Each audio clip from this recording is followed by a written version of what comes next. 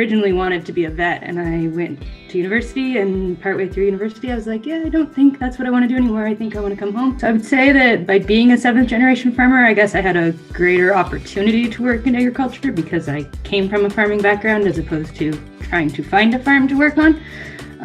But I wouldn't say that's necessarily the reason I chose to work in agriculture. I love what I do and I can't imagine doing anything else. And I am proud of being a 7th generation farmer and carrying on our family farm, but I really do it because this is what I love to do.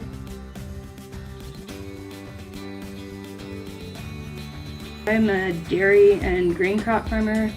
Primarily, I work in the dairy part of our operation. It is my passion. It's what I love. On our grain side, we grow corn, soybeans, wheat, and hay, and I am involved in planting them. During harvest, my dad runs the combine and I run a grain wagon. It gets filled with the crop that we are harvesting, and then I take that either back to the grain system that we have on our farm or a truck, depending on where we're shipping it to.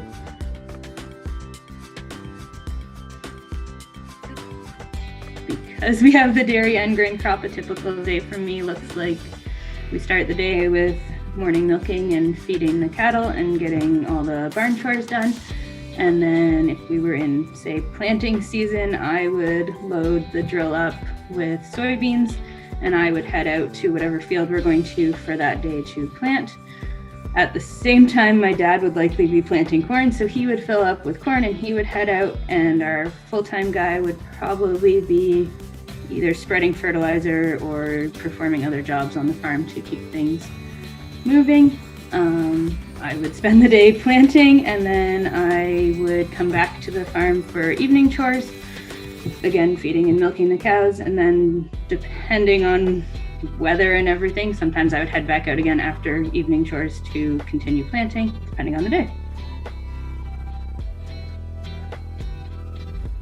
We try to do as minimal spraying as we can, so we try to kind of just leave the crop alone and let it do its thing. And then our measurement of success would be at harvest time. We would look at the yields we got and see how things are going and whether we are improving every year or not. Ideally, we want to be improving every year, but it depends on the weather. And then depending on the crop after harvest, we also come back in and plant a cover crop on top of it. We try to have green material on the field for as much of the year as possible. The cover crop helps with soil health and adding nutrients to the field and just weed control because the ground has a crop cover on it as opposed to growing weeds. Ideally, we want to plant and spray once the crop has started to grow so that we can add either like liquid fertilizer or other nutrients on at the same time.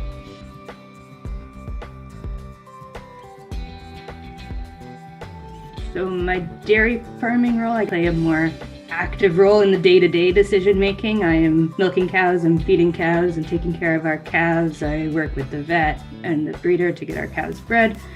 In the grain operation, my dad makes the more day-to-day decisions. So if he tells me to go plant, I'm going to go plant in the field that he tells me to plant in. The biggest lesson I've had is that there are good days and bad days. Bad day in the grain side would be things breaking down and learning how to fix them. In the dairy side, sometimes animals get sick or things aren't going right and I have to take care of them or try to find a way to make things work so that everyone is happy and healthy. But I've learned to just keep pushing forward and working to get things going the way I want them to go in order to take care of my animals and provide food for the community through the crops that we grow.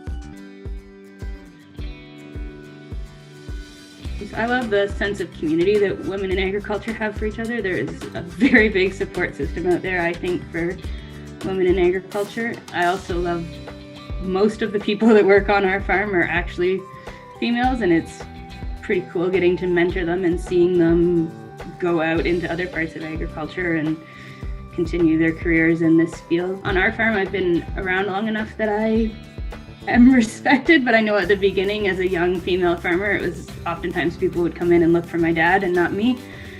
That has changed quite a bit over the years of me being involved, and I hope it continues to change, that when people come onto the farm, they're willing to speak to whoever is there and not always look for an older male to speak to or who they think the owner of the farm should be.